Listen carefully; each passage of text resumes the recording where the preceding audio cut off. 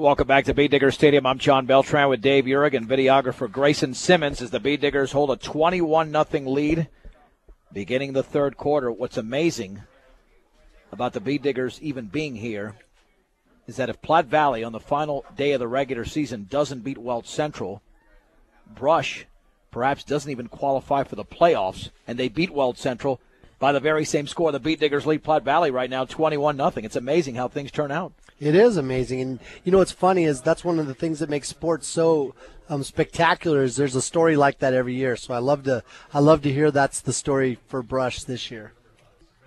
Chase Maxey back deep to receive along with Sterling Zender. Jacob Fechter to kick it off.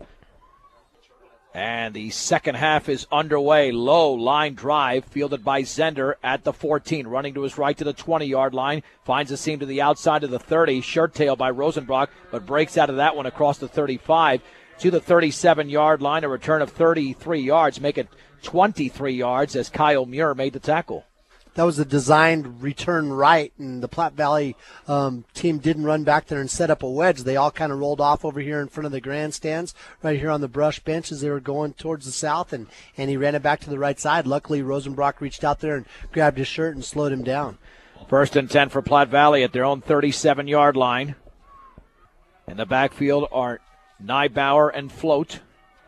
Jordan Smith in a shotgun with one receiver out to the left. Smith is going to hand it off on the left side to Nybauer. He's got a gain of 2. Held up very nicely by Tyson Larrick and Dylan French. It'll be 2nd down and 8, and the Beat Diggers are playing assignment football because Smith will hold that football for as long as possible before either keeping it himself or giving it off to the running back. Yeah, he does a real good job of disguising where the football is going. But I'll tell you what, Larrick up there on that defensive line, he's not big, but he's got a lot of quickness, and that's got to pose some problems for that huge offensive line trying to keep up with him. 2nd down and 8 for Platte Valley at their own 39-yard line. Again, Smith in a shotgun, has the football, will take off with the football himself, running left, cutting it back towards the inside. He's held up after a gain of 1. All the Beat Diggers were there. Nobody is over pursuing, including Kyle Hefner, and Smith never actually went to the ground, but he was held up so nicely that the officials blew the whistle. Down in the Florence game last week, you saw left and right all the time. The Diggers had, 8, 9, 10 guys making the tackles. Same thing happened right there as Jordan Smith rolled out over there to the left side, trying to run it off his left tackle. There was about 9 Beat Diggers over there helping to stop him. 3rd down and 7 from the 40-yard line. This time Smith is under center, and Smith is going to roll to his left. Wants to throw, throwing up along the sideline, incomplete.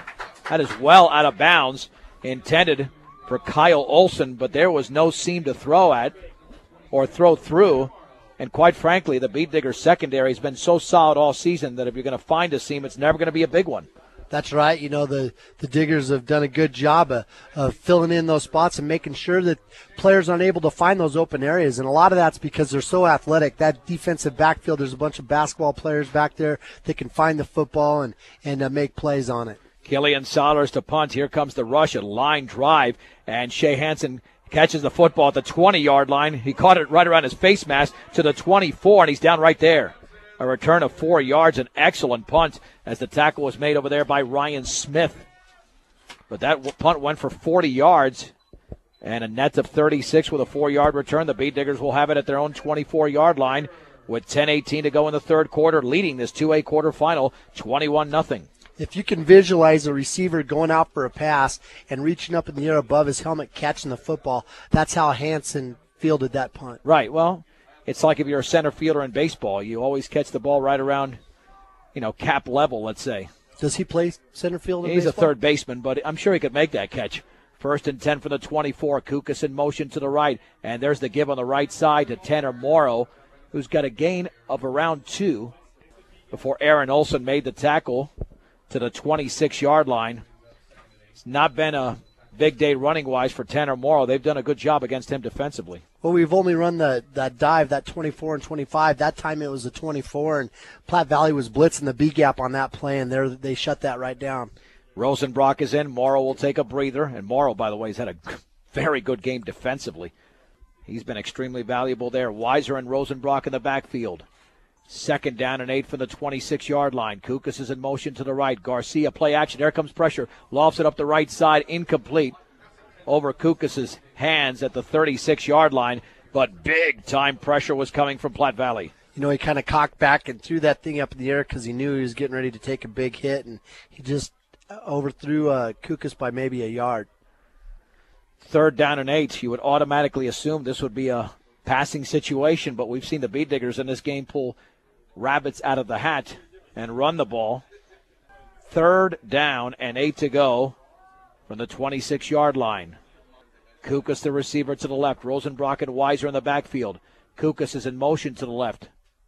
And Garcia is going to roll left, tries to get around a defender, and he does one along the sideline, back to the inside, across the 30 to around the 33 or 34, very close to a first down. He jitterbugged his way when he could have been held up at the line of scrimmage, but he used that left sideline to his advantage, and it looks like he's a yard short of the first down, picking up 7 yards on the play at the 33-yard line. They may end up having to measure that. It was a tough play for Garcia because we ran it over here to the short side of the field.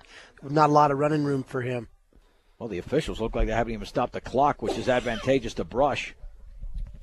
4th down and 1 from the 33-yard line. You'd have to think here that the Bead Diggers, with a 21-0 lead in their own territory, are going to punt the football. Randy Dreitz, I think he wants to go for it. He looks like he wants to go for it, but C.J. Kukas is out there. Unless the Bead Diggers decide to do something unconventional, Kukas will punt the football, standing at his own 21-yard line. Clay Float back deep to receive. The Bead Diggers are going to have to get this off pretty quickly because they took their time getting up to the line of scrimmage. Kukas awaits the snap. He's got it. Light rush. Another gorgeous spiraling punt. It'll bounce at around the 35. Off a Platte Valley defender. The ball is loose, but the Broncos got another break. Holy mahungus. The ball rolled 10 yards forward. Pounced on by Billy Wilson at the 45-yard line. Yeah, it bounced right off the blocker for Platte Valley, right off his back, and that was one of those things that usually your guys that are rushing down the field trying to make the tackle, or, that's the kind of ball that they usually jump on and they're able to pick up, but Platte Valley lucked out and they were able to retain possession. Yeah, you could probably hear the Brush coaching staff from here. I think that might have been Maxey out there, who obviously had his back to the football. 1st and 10, Platte Valley at their own 45. Smith in a shotgun, hands it off to Valadez, left side, cuts it back towards the middle, across the 50 to the 48-yard line, a solid gain of 7 before the Bead Digger tackle was made by Kyle Hefner. It'll be 2nd down and 3 to go for Platte Valley with 8:05 to go in the 3rd, and Brush leading Platte Valley 21-0. Our fullbacks have combined for 160 yards on 10 carries between the two of them for a 16-yard average. I bet that's why Coach Dreitz was thinking about going for it on 4th down. 2nd down and 3 to go for Platte Valley at the Bead Digger 48-yard line.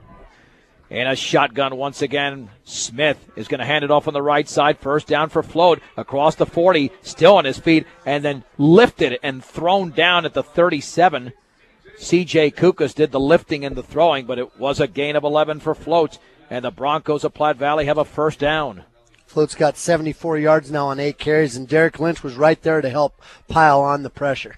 No matter what your loan needs, stop by High Plains Bank at 502 Central Avenue in Wiggins today. Also inquire about checking and savings accounts as well as CDs at High Plains Bank in Wiggins. 1st and 10 for Platte Valley at the Brush 37-yard line. Receivers out to the left and right. Smith in a shotgun with backs to each side.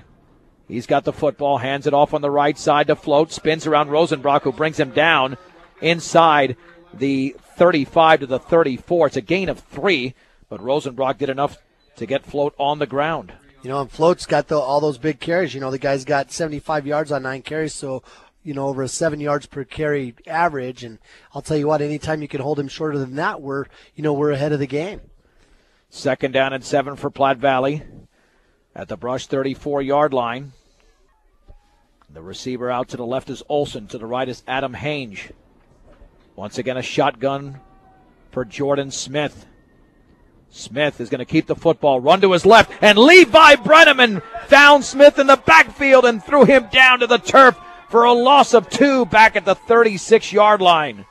Brush has got to love making all these tackles, in between those hash marks out there, because the Platte Valley Broncos are getting close to the sideline where they can stop the clock. Your one-stop center for projects around your home, office, or yard is Ackley Building Center, offering everything you need to build, remodel, or repair, from paint to storm doors and windows to lumber and building materials. Ackley Building Center, 1402 Mill Street in Brush.